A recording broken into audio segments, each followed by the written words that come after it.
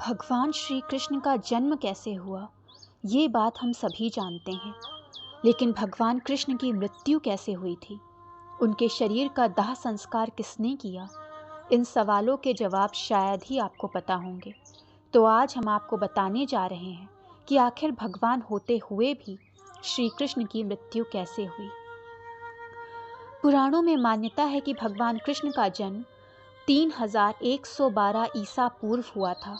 उनका जन्म मथुरा में हुआ था, मगर उनका बचपन गोकुल, वृंदावन, नंदगांव, बरसाना और द्वारका आदि जगहों में गुजरा। कहा जाता है कि महाभारत युद्ध के बाद भगवान श्री कृष्ण ने 36 वर्षों तक द्वारका पर राज किया। इसके बाद उन्होंने अपनी देह का त्याग किया। उस समय उनकी आयु 125 वर्ष थी। भगवत पुराण में बताया गया है कि एक बार श्री कृष्ण के पुत्र साम को एक शरारत सूझी। वो एक स्त्री का वेश धारण कर अपने दोस्तों के साथ ऋषि मुनियों से मिलने गए। स्त्री के वेश में साम ने ऋषियों से कहा कि वो गर्भवती हैं। जब उन यदुवंश कुमारों ने इस प्रकार ऋषियों को धोखा देना चाहा तो ऋषि क्रोधित हो गए और उन्होंने स्त्री बने साम को श्राप दिया कि तुम एक ऐसे लोहे के तीर को जन्म दोगे जो तुम्हारे कुल और साम्राज्य का विनाश कर देगा। ऋषियों के श्राप से साम डर गए।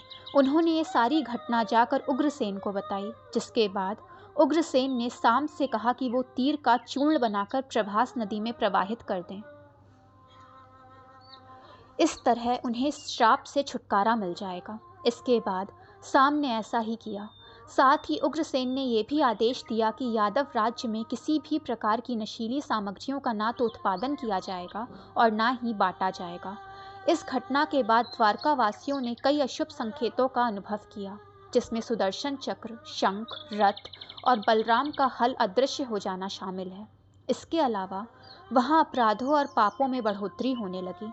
द्वारका में चारों ओर अपराध और पाप का माहौल व्याप्त हो गया। ये देखकर श्री कृष्ण बहुत दुखी हो गए और उन्होंने अपनी प्रजा से ये जगह छोड़कर प्रभास नदी के तट पर जाकर अपने पापों से मुक्ति पाने को कहा। उनकी बात मानकर सभी प्रभास नदी के तट पर गए, मगर वहां जाकर सभी शराब के नशे में चूर हो गए और एक दूसरे से झगड़ा करने लगे। इसके बाद उनके झगड़े ने लड़ाई का रूप ले लिया और सभी आपस में लड़कर मारे गए। भगवत पुराण के अनुसार भगवान श्री कृष्ण एक दिन एक पीपल के पेड़ के नीचे विश्राम कर रहे थे। तभी जरा नाम के एक बहेलिये ने श्री कृष्ण को हिरण समझकर उन पर तीर चला दिया, जिससे उनकी मृत्यु हो गई। ऋषि द्वारा श्री कृष्ण को लगे तीर में उसी लोहे के तीर का अंश था जो साम के पेट से निकला था और जिसे उग्रसेन ने चूर्ण बनाकर नदी में प्रवाहित कर दिया था। इस तरह ऋषि के श्राप के अनुसार समस्त यदुवंशियों का नाश भी हो गया और माता गांधारी के श्राप के अनुसार महाभारत युद्ध के बाद श्री कृष्ण के जीवन के 36 वर्ष भी पूरे हो गए। दोस्तों, अगर वीडियो पसंद आई हो तो चैनल को लाइक, सब्सक्राइब एंड शेयर करें ताकि चैनल की नोटिफिकेशंस आपको मिलती रहें।